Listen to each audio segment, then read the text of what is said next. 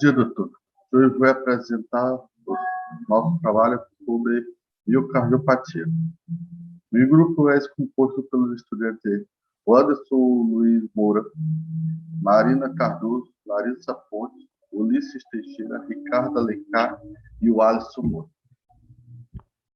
É o término de miocardiopatia, literalmente a enfermidade do músculo cardíaco.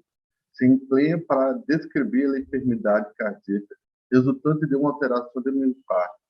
Os processos de afetação do miocárdio suelen produzir anomalias em grosso da parede cardíaca e em tamanho da cavidade, assim como umas difusões mecânicas ou elétricas, e acompanhado de umas aplicabilidades, mobilidades e mortabilidades.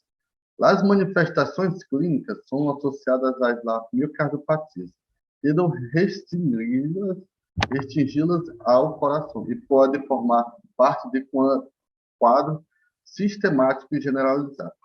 Em qualquer destas situações, as disfunções cardíacas constituem uma problemática clássica. As miocardiopatias primárias são enfermidades limitadas, predominante ao músculo cardíaco, miniatas e as secundárias à participação do miocárdio, e os componentes de uma pandemia simétrica e um multiorganismo. E a maioria dos casos se conhece bem como mecanismo por que um problema arreio do coração afetado, e outras associadas com a diabetes. A pagogenia das difusões cardíacas resulta menos eficiente. Uma grande avanço para entender a miocardiopatia deriva da crescente percepção de que muitas circunstâncias têm causas genéticas substanciais. Eu sou Ulisses e eu vou falar um pouco sobre a miocardiopatia em lo general. Um grande avanço para entender as miocardiopatias deriva de la crescente percepção de que em muitas circunstâncias tem uma causa genética subjacente. A parte importante desse slide é que ela é de uma causa genética, isso que é bom a gente saber. E eu também vou elaborar um pouco sobre as três divisões da miocardiopatia. A miocardiopatia, ela se divide em 3 padrões funcionais e patologias principais, ou patogênicos principais, que vai ser a miocardiopatia dilatada, a miocardiopatia hipertrófica e a miocardiopatia restritiva. Aí, dessas 3, que vai ser pergunta de prova, que é muito importante esse tema, a miocardiopatia dilatada, ela vai ser a que vai acontecer mais, a mais comum. Em lo livro fala que em 90% dos casos. E já a miocardiopatia restritiva, ela já é a menos frequente, que acontece menos vezes, né? E temos também uma que está no livro, que eu não coloquei no slide, mas que eu acho importante falar, que é a miocardiopatia do ventrículo direito arritmogêneo. Que essa cardiopatia, ela tem um aspecto esponjoso e ela está vinculada a uma insuficiência cardíaca e arritmias.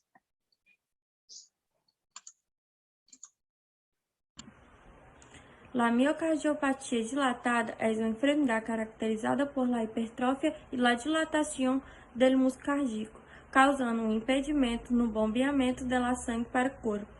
Em la miocardiopatia dilatada, a parede do coração agranda, fazendo com que perca as forças, causando uma disfusão sistólica, como podemos ver na imagem. Tendo como suas causas o álcool, genética, parto, miocardites e outros. Bueno, suas características da miocardiopatia dilatada é que pode se dar-se em qualquer idade, pero as mais afetadas são entre 20 a 50 anos.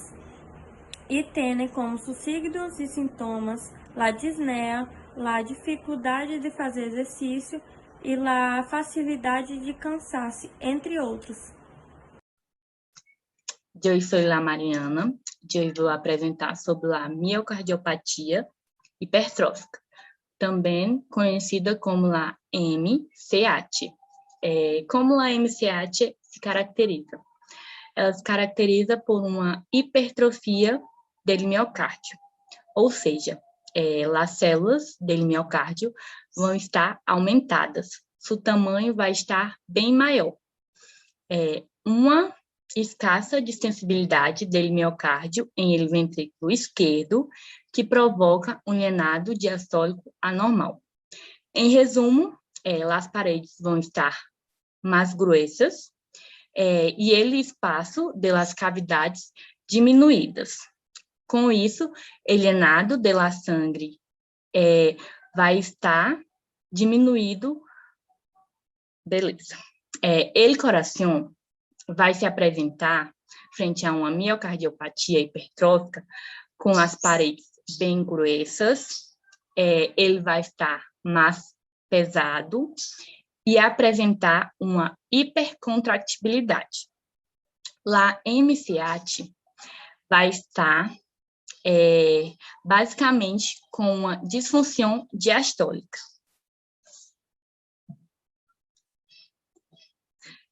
Quais são as causas da miocardiopatia hipertrófica? São 100% genéticas, e as enfermidades que influenciam são a actase de Friedreich, Low, tesaurimoses e lactantes de las madres diabéticas. Este é um coração normal e este é um coração hipertrófico. Este é um coração hipertrófico. As paredes bem mais grossas e a cavidade bem mais diminuída.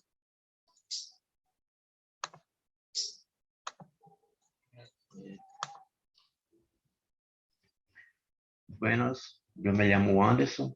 Eu vou falar um pouco sobre a morfologia da miocardiopatia hipertrófica.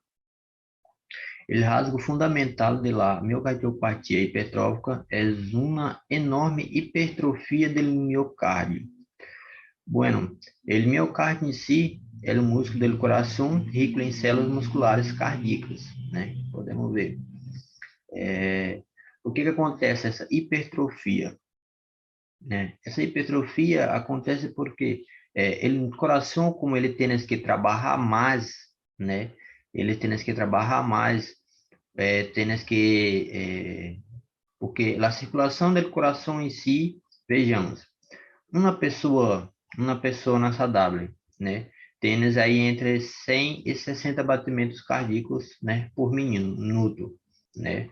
E tem uma quantidade de sangue que temos que injetar, né, para todo o organismo ter o funcionamento adequado.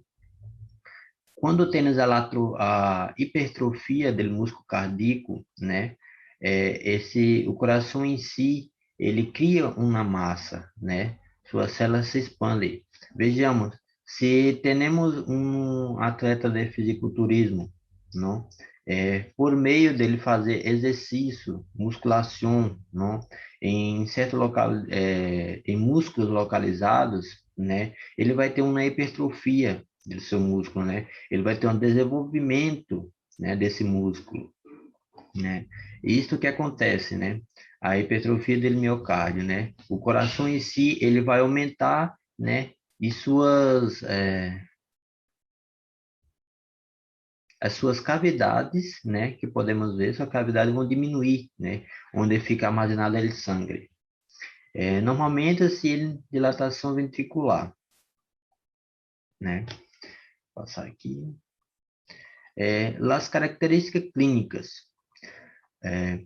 A anomalia fisiológica básica da miocardiopatia hipertrófica é o descenso do volume sistólico devido a uma perturbação do llenado diastólico, que se deriva da redução em el tamanho da cavidade e em la extensibilidade de uma ventrículo esquerdo enorme hipertrofia. Vejamos, nós temos sístole e diástole, sendo que em sístole nós temos a contração do coração e diástole temos relacionamento. Em sístole nós temos a saída né, del sangue, e em diástole nós teremos lá a entrada del sangue. Só que vejamos, o descenso del volume del sístolo devido a uma perturbação del llenado de diástole. Então, se temos uma perturbação no relaxamento del músculo, né, da entrada de sangue, o que acontece? O nosso coração tem as cavidades, sim? Temos aí duas aurículas e os dois ventrículos. Que vejamos, a parte onde nós temos essa hipertrofia em si são os ventrículos, não? Então, quando nós falamos que tem um descenso do volume sistólico devido a uma perturbação do llenado diastólico, vejamos que em la entrada do sangue, né? Como a cavidade tem diminuído, nós temos menos entrada de sangue, sim, né? Em coração. Em la distensibilidade de um ventrículo esquerdo enormemente hipertrofiado. O que vejamos? Na sístole e diástole, que temos lá contração e relaxamento do coração, né?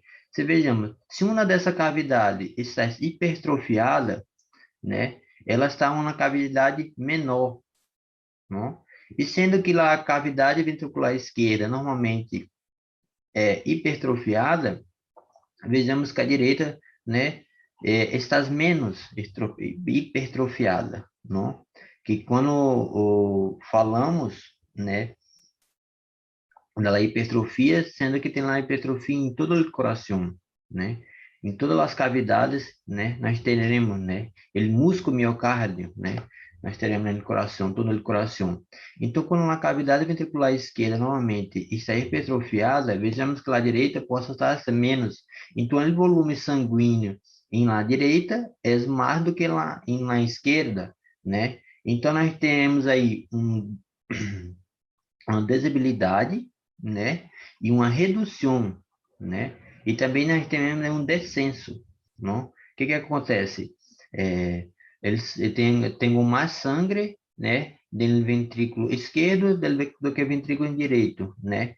Então, quando vamos ter uma contração com um relacionamento, isso vai influenciar, não? Meu coração, de certa forma, eles têm que trabalhar mais, têm que ter mais força, né? Então, sendo que ele tem que ter mais força, ele vai trabalhar mais, vai forçar mais o meu músculo do meu coração, o miocárdio, né? O que vai haver aí? Uma maior hipertrofia. Então, a cada vez mais, nosso coração vai hipertrofiando, vai crescendo a mais.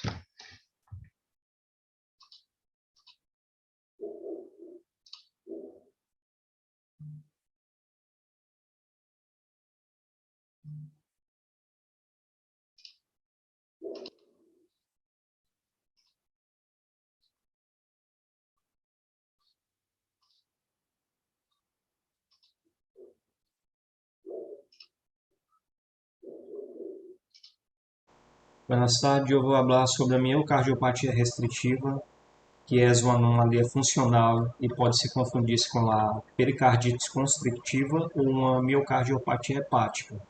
Então, por que pode confundir-se? Porque ela é um transtorno que é caracterizado pelo descenso básico, pela distensibilidade ventricular, e ela vai deteriorar o ventrículo durante a sua atividade de diástole e a disfunção diastólica em uma atividade contrátil.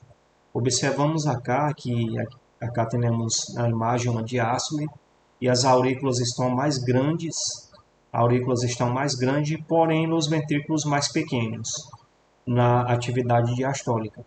Então, acá temos uma restrição ao lineado desde as aurículas. E aqui nós temos a atividade siastólica, que tem a insuficiência das válvulas aurículo-ventriculares. Na sua morfologia, os ventrículos eles vão ter um tamanho mais ou menos normal e estão um pouco aumentados com as suas cavidades e não estão dilatados no miocárdio e mantém uma consistência firme e uma distensibilidade ao menudo e se observa a dilatação bioauricular.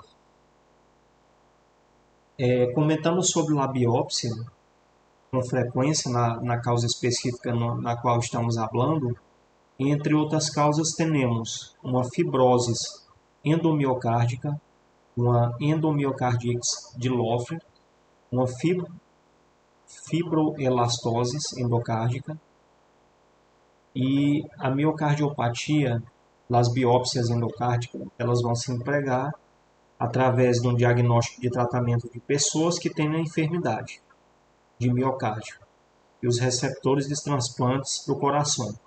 E sua realização implica na introdução desses receptores. O tratamento ele vai incluir dispositivos implantados através de uma cirurgia e, nos casos mais graves, um transplante. É só isso. Graças.